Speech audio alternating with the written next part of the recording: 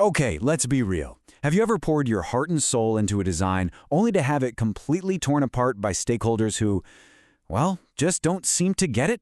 We've all been there. Today we're diving into Austin Govella's collaborative product design, and we're going to dismantle this whole myth of the lone genius designer. It's time to learn how to build amazing products with your team, not just for them. Let's do this. So right at the start, the book throws this little gem at you. If that sounds like a complete and total fantasy, then yeah, you're in exactly the right place. Because most of us, we don't live in that world. We live in the real world, the one with messy meetings, complicated feedback, and tight deadlines. And that's exactly who this book is for. All right, first things first. We have to talk about the biggest myth in our industry. This idea of the brilliant designer hiding away in their creative cave only to emerge with a perfect, game-changing design. The book makes it super clear. This isn't just a fantasy. It's actually damaging the products we're trying to build. And this just lays it all out, doesn't it? The myth is that one person has this perfect vision.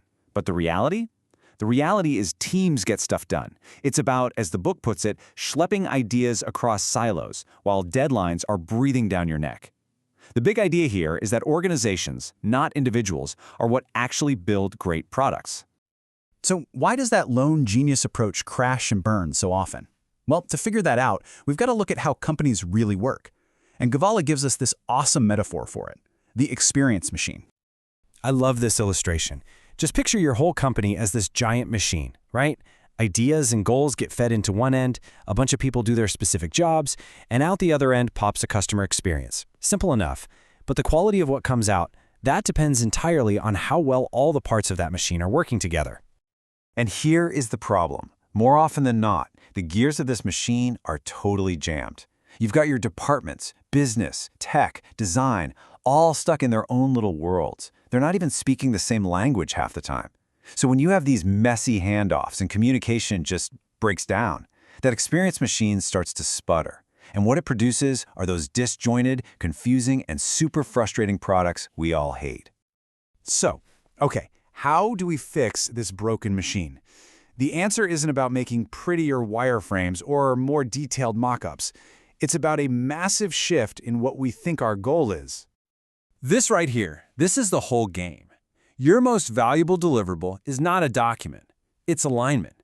It's getting everyone, the engineers, the product managers, the execs, to have the exact same picture in their head of what you're building, who you're building it for, and most importantly, why. That shared understanding is the oil that gets the gears of the experience machine running smoothly again. And when you get this right, man, the benefits are huge. Suddenly, everyone's pulling in the same direction. Decisions happen way faster because everyone's using the same logic. You start to build real trust, those silos start to crumble, and what do you get? Better products, built faster, with so much less frustration. But that begs the question, how do you actually get to this magical shared understanding?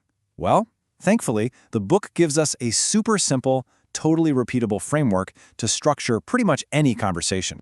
It's just 3 little steps: frame, facilitate, finish. So let's say you're redesigning a checkout page.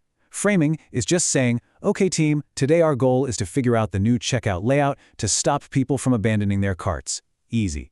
Facilitating is the fun part, getting everyone up at the whiteboard, sketching ideas, debating. And finishing is when you say, all right, let's vote, pick the best approach, and then write that decision down so nobody forgets it later. And the beauty of this is its simplicity. This little roadmap is your secret weapon. It turns those messy, go-nowhere meetings into actual productive work sessions. Frame the problem, facilitate the conversation, finish with the decision. That's it. It's so powerful. Now that middle step, facilitation, that's where a lot of us get a little nervous. But honestly, this is where a modern designer's real power is. It's not about being the best pixel pusher anymore. It's about being able to guide a room full of smart, opinionated people toward a single shared goal. And the engine that drives good facilitation is this rhythm of diverging and converging. First, you diverge. You go wide. You tell everyone there are no bad ideas, and you just generate as many options as you possibly can. Get everything out there. Then you converge. You start to narrow things down. You discuss, you prioritize, you vote, and you make a decision together as a team. I absolutely love this metaphor from the book. When you're facilitating, you're putting on your magic facilitation glasses. They help you stop being the design expert who has to have all the answers. Instead, you become the guide who helps the group find the best answer. You're not controlling the outcome, you're controlling the process so the team can own the outcome. So let's just end on this question. Seriously, are you tired of the endless feedback loops? Are you sick of those surprise critiques that come out of nowhere? Are you just exhausted from feeling like you always have to defend your work against your very own team? The solution isn't to build higher walls around your design process. It's to tear them down. Stop designing for your stakeholders and start designing with them. The next time you feel that friction building, just try inviting them to the whiteboard. And hey, if you want to learn how to facilitate like an absolute pro, make sure you subscribe to Lazy Reader.